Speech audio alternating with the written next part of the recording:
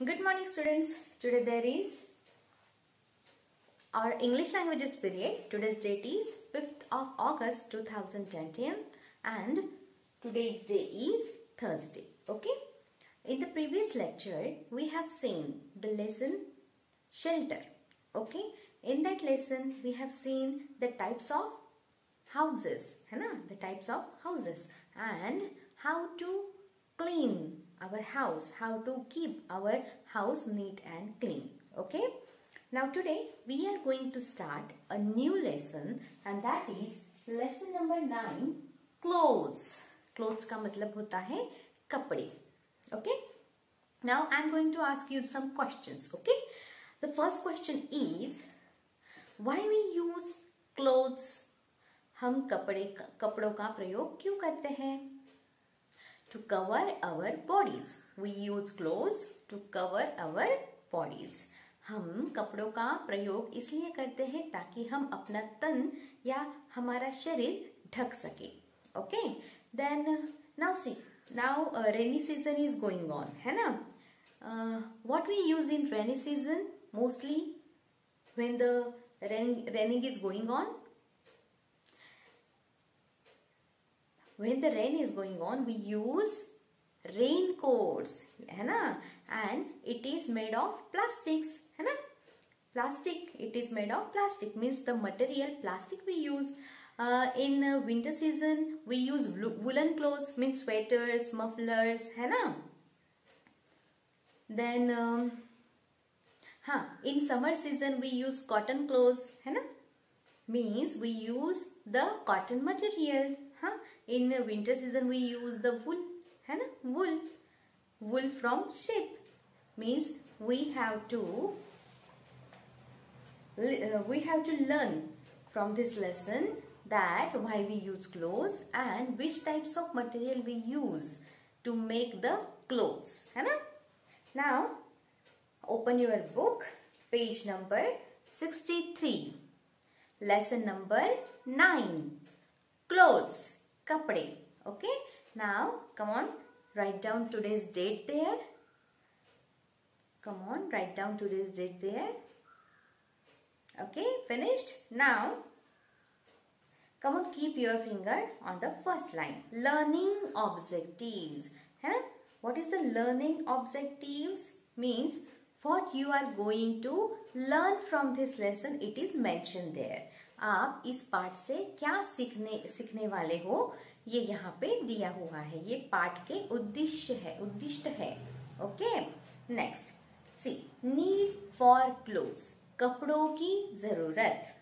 Next point is variety of cloth materials and their use in different seasons. Variety of cloth मतलब कपड़ों में cloth material variety of cloth materials. कपड़ों की जो material होते हैं उनमें प्रकार. कौन कौन से प्रकार के हम कपड़े पहनते हैं. मैंने अभी आपको बोला कॉटन क्लॉथ्स, वुलन क्लॉथ्स, है ना? And their use in different season. और उनका प्रयोग अलग अलग ऋतुओं में. Sources of natural and man made fibres. Sources यानी स्रोत ऑफ नेचुरल यानी प्राकृतिक एंड मैन मेड फाइबर्स और जो हाथों से बना हुआ है, मानव निर्मित है. मैन मेड का मतलब होता है मानव निर्मित. रोए फाइबर्स का मतलब होता है रोए. ओके. और सोर्सेस मतलब स्रोत मतलब हमें नैसर्गिक और मानव निर्मित जो रोए बनते हैं कपड़ों के लिए, धागे जो बनते हैं तो उनके स्रोत कौन से हैं वो देखने हैं. Care of different types of clothes. Care of different types of clothes. और अलग अलग प्रकार के जो कपड़े होते हैं उनकी देखभाल हमें कैसे करनी चाहिए ये भी हमें इस पाठ से पढ़ना है. नाउ सी द पिक्चर्स, है ना? See the pictures and the styles of clothes, है ना? अलग अलग प्रकार के यहाँ पे कपड़े दिए हुए हैं, है ना? और स्टाइल्स दिए हुए हैं. बच्चों के लिए कपड़े अलग होते हैं, बड़ों के लिए कपड़े अलग होते हैं और स्टाइलिश कपड़े कुछ अलग होते हैं, है ना? मतलब now in the first picture see that girl, है ना, it wears the cotton frock, है ना, उसने क्या पहना है, सूती कपड़े का क्या पहना है, फ्रॉक पहना हुआ है। दिख रहा है क्या आपको? See that boy also. हाँ, समर सीजन में ऐसे कपड़े पहने जाते हैं, सर पर कैप पहनी जाती है, और ठंडियों के मौसम में देखो जैकेट पहना है उस बच्चे ने, तीसरे बच्चे ने, है ना। Now in the second picture ladies के लिए, मतलब महिलाओं के लिए देखो कैसे कपड़े होते हैं, पंजाबी सूट होता है, हाँ, और जेंट्स क्या पहनते हैं, शर्ट पैंट पहनते हैं, है ना। और नीचे स्टाइल्स दिखाई गई है कपड़ों की, है ना, कोट, कैप, है ना, टी शर्ट, जीन्स पैंट, है ना, लड़कों के लिए, और लड़कियों के लिए देखो कैसे कपड़े पहने हुए है उस लड़की ने, है ना। Now keep your finger there, okay. Very first line I am going to read. We all wear clothes to cover ourselves. हम सब कपड़े पहनते हैं ताकि हम खुद को ढक सके, है ना। ढक सके मतलब पूरी तरीके से हमारा जो शरीर है वो अच्छे तरीके से कवर हो पाए, ढक सके, हाँ, कहीं से वो नजर ना आए, इसलिए हम क्या करते हैं, कपड़े पहनते हैं। The clothes protect us from heat and cold. कपड़े हमें हीट यानी ऊर्जा यानी गर्मी, हीट का मतलब होता है यहाँ पे गर्मी, एंड कोल्ड यानी ठंडी, मतलब ये जो कपड़े होते हैं, प्रोटेक्ट का मतलब होता है बचाना, प्रोटेक्ट का मतलब होता है संरक्षण करना या बचाना या सुरक्षित रखना। The clothes protect us from heat and cold, मतलब कपड़े हमें गर्मी से और ठंडी से बचाते हैं। They also protect us from rain and wind. वो हमें बारिश और हवा से भी संरक्षित करते हैं या बचाते हैं। Clothes make us look good and smart. कपड़े हमें अच्छा दिखने के लिए और स्मार्ट दिखने के लिए क्या करते हैं, मदद करते हैं, है ना। उनकी वजह से हम कैसे दिखते हैं, स्मार्ट दिखते हैं। सी द थर्ड पिक्चर, है ना, अच्छे अच्छे कपड़े पहनने से हम दिखने में भी अच्छे लगते हैं, है ना। Have you ever tried to imagine what are this clothes made of? क्या तुमने कल्पना करने का प्रयास किया है कि ये जो कपड़े होते हैं ये किसके बने होते हैं, है ना। Now turn the page number 64। Come on, keep your finger there. Page number 64, first line. The clothes that we wear are made of different types of materials. जो कपड़े हम पहनते हैं वो अलग अलग प्रकार के पदार्थ के बने हुए होते हैं, मटेरियल के बने हुए होते हैं।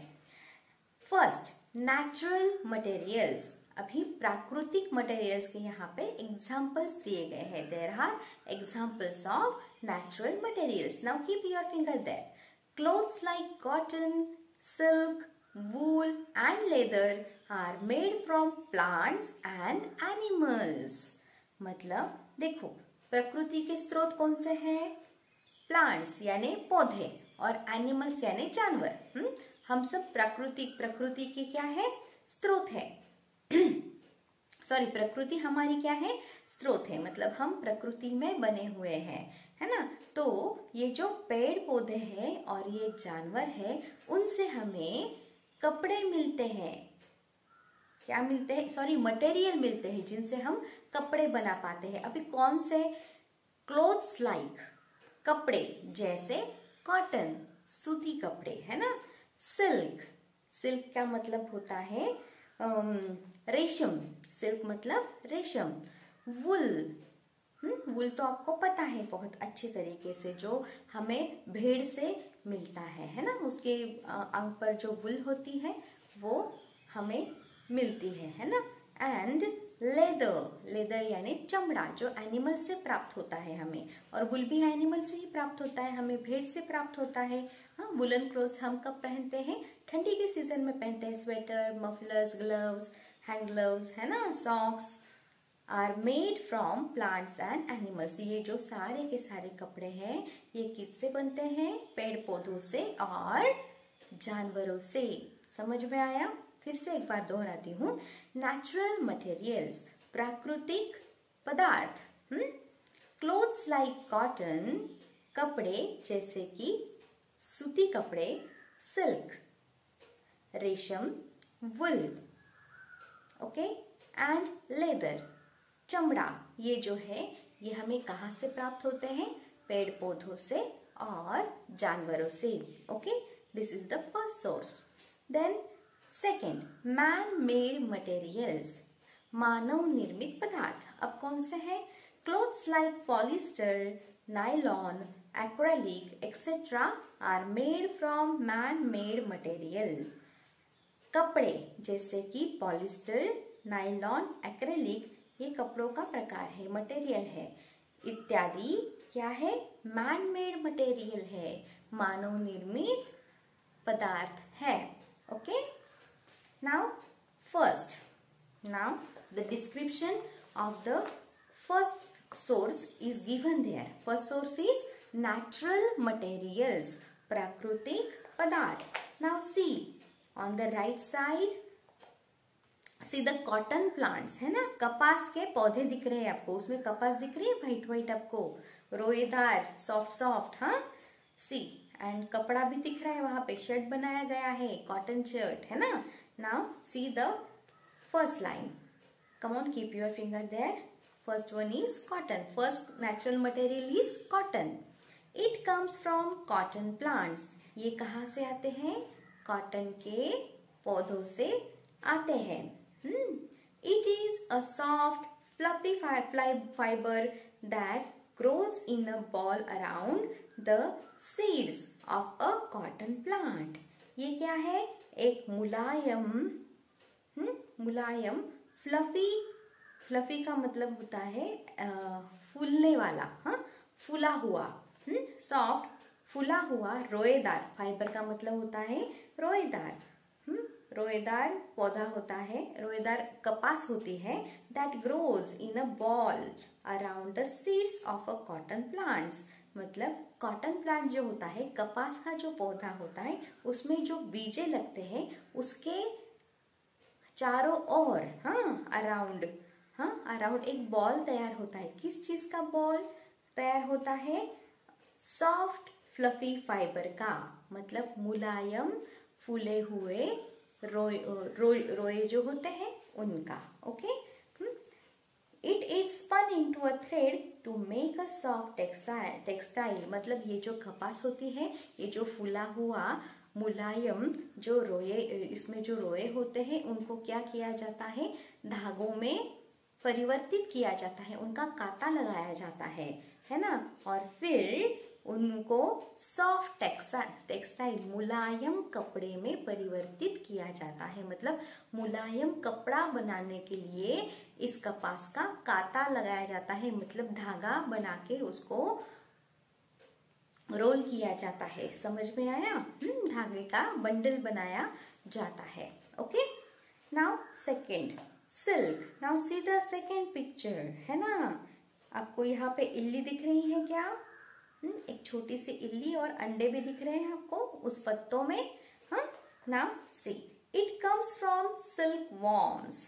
ये जो सिल्क होता है, हाँ, ये जो मटेरियल होता है, सिल्क का मतलब होता है रेशम, है ना। तो ये जो रेशम है ये कहाँ से मिलता है हमें, कहाँ से प्राप्त होता है? सिल्क वॉर्म्स, रेशम कीड़ों से। मतलब ये भी क्या है? एनिमल ही है, एक प्रकार का क्रिएचर है, कीड़ा है ना। कीड़ा है तो ये एनिमल्स में ही होता है ना। मतलब पहला एनिमल यहाँ पे हमें दिया है, हाँ, जिसकी वजह से हमें कपड़ों के लिए मटेरियल प्राप्त होता है ना। It comes from silk worm, ये क्या है? रेशम कीड़ों से मिलता है सिल्क हमें।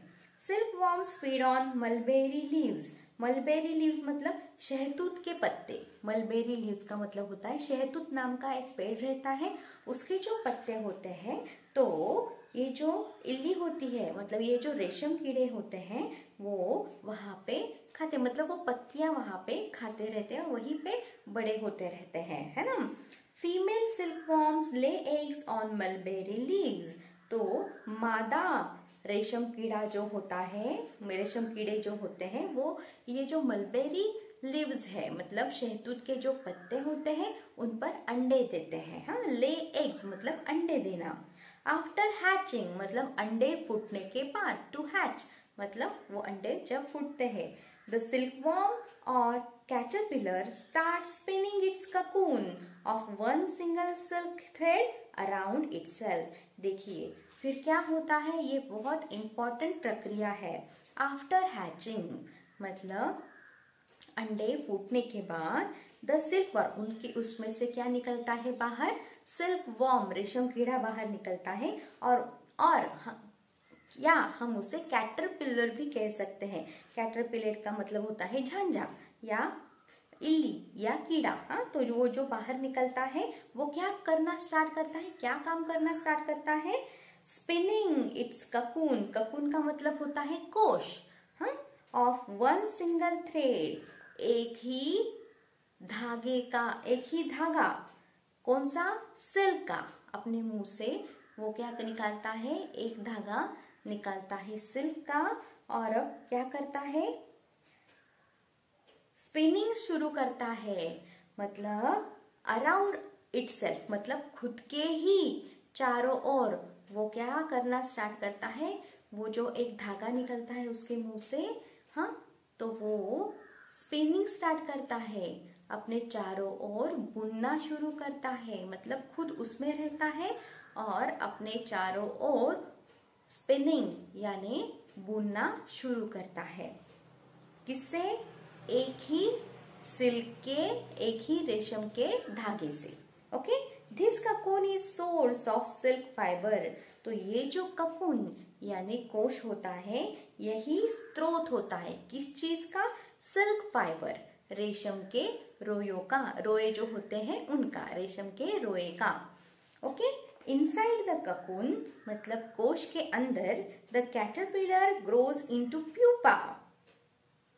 फिर क्या होता है, अगली स्टेप क्या होती है कैटरपिलर की, अंडे फूटने के बाद उसमें से कैटरपिलर निकलता है, सिल्कवॉर्म निकलता है और फिर कोश में वो फिर से बड़ा होता रहता है। उसकी अगली बढ़ने की जो स्टेप है वो है प्यूपा। प्यूपा का मतलब होता है कोशित, मतलब एक पूर्ण कीड़ा। हाँ, एक पूर्ण कीड़ा या उसे पूर्णक भी कहते हैं, है ना। तो ये पूर्ण कीड़ा बन जाता है ना, grows into pupa and then into a moth. Moth का मतलब होता है पतंगा, या हम कह सकते हैं बटरफ्लाई कैसे निकलते हैं, है ना, कोश से, वैसे ही ये पतंगा बनकर निकलता है। मतलब दिखने में वो बटरफ्लाई जैसा ही होता है। Which comes out of cocoon मतलब कैटरपिलर प्यूपा बन जाता है, बड़ा पूरा कीड़ा, पूरी उसकी कीड़ा बनने की प्रक्रिया उसकी वहां पे पूर्ण होती है कोश में। और फिर उसके बाद जब वो कोश से बाहर निकलता है तो वो मॉथ यानी पतंगा बनकर बाहर निकलता है, जो कि बटरफ्लाई जैसे दिखता है। समझ में आया, डू यू अंडरस्टैंड। तो यहाँ पे देखिए उन्होंने यहाँ पे जीवन चक्र भी दिया हुआ है, life cycle of that silkworm। See, on first is leaves. See the small eggs are given there, है ना, in the first picture left side. Now see the second picture, है ना, larva, है ना, छोटी सी बारीक इल्ली बाहर निकलती है। Then third one is pupa। उसके बाद प्यूपा, देखो आपको वो धागा दिख रहा है खुद के आजू बाजू में या खुद के चारों तरफ बुना हुआ, है ना, मतलब एग्स, उसके बाद लार्वा, उसके बाद pupa and see the last one adult moth मतलब बड़ा हुआ पतंगा। पूरी तरह से प्रक्रिया होकर किस में बदल जाता है, वो मॉथ में यानी पतंगे में बदल जाता है। तो this is the life cycle of silkworm. Okay, who give us silk for our clothes, जो हमें सिल्क यानी रेशम प्रदान करता है हमारे कपड़ों के लिए। Now see the third. See the sheep is given there and woolen balls are also given there, है ना? We get wool from sheep. हमें कहाँ से प्राप्त होता है wool? sheep से, यानी भेड़ से. दिख रही है आपको यहाँ पे भेड़? हाँ. There is a picture. Now see the next picture, page number 65, है ना? See, one man is shearing that wool, है ना? See, the sheep owners shear the wool from the sheep with special scissors. The sheep owners shear the wool from the sheep with special scissors. shear का मतलब होता है कतरनी करना, काटना. Okay, तो the sheep owners यानी ये भेड़ के जो मालिक होते हैं, मतलब भेड़ पालने वाले जो होते हैं, मालिक होते हैं, वो क्या करते हैं? कतरनी करते हैं. किसकी कतरनी करते हैं? द वुल, लोकर जो होती है उसकी क्या करते हैं? वो वुल का मतलब होता है लोकर. तो ये जो लोकर होती है उसका वो क्या करती, उसकी कतरनी वो करते हैं. कहाँ से करते हैं? फ्रॉम द शीप, मतलब कहाँ पे बढ़ती है ये वुल? भेड़ पर ही बढ़ती है ना? सॉफ्ट सॉफ्ट रहती है, कपास जैसी. उसकी कतरनी वो ऊपर से करते हैं भेड़ की. विथ स्पेशल सीजर्स, और उसके लिए वो विशेष प्रकार की कैंचियां प्रयोग में लाते हैं. Okay, do you understand? The wool is then spun into yarn. Yarn का मतलब होता है धागा. तो इसके बाद ये जो सब कतरी हुई जो वुल होती है, लोकर होती है, इसको एक धागे में पिरो दिया जाता है. उसका भी क्या बनता है? कांटा बनता है. सूत का कांटा बनाया जाता है. हाँ, see the next material now, है ना? Leather. Leather comes from the skin of dead animals. ये जो लेदर होता है, लेदर का मतलब होता है चमड़ी. तो ये चमड़ी कहाँ से आती है? It is comes from skin of dead animals. मृत जो जानवर है, मरे हुए जो जानवर है, उनके चमड़ी से ये चमड़ी निकलती है. मतलब उनकी जो चमड़ी होती है वो हम प्रयोग में लाते हैं. इन कोल्ड प्लेसेस, मतलब ठंडी के जहाँ पे जगह बहुत ठंड है, हमेशा वहां पे जहाँ पे ठंडी रहती है, पीपल वियर लेदर जैकेट्स. वहां पे लोग चमड़े के जैकेट पहनते हैं. लेदर ग्लव्स, चमड़े के दस्ताने पहनते हैं. एंड लॉन्ग लेदर शूज, और लंबे चमड़े के शूज पहनते हैं, बूट पहनते हैं. Leather is also use to make purses, और चमड़ी का प्रयोग पर्स बनाने के लिए भी, पर्सेस बनाने के लिए भी करते हैं. हैंडबैग्स, पर्सेस बनाने के लिए करते हैं. Now see the material is given there on the, this is the first picture. This is the picture of the leather which comes from the skin of dead animals, है ना?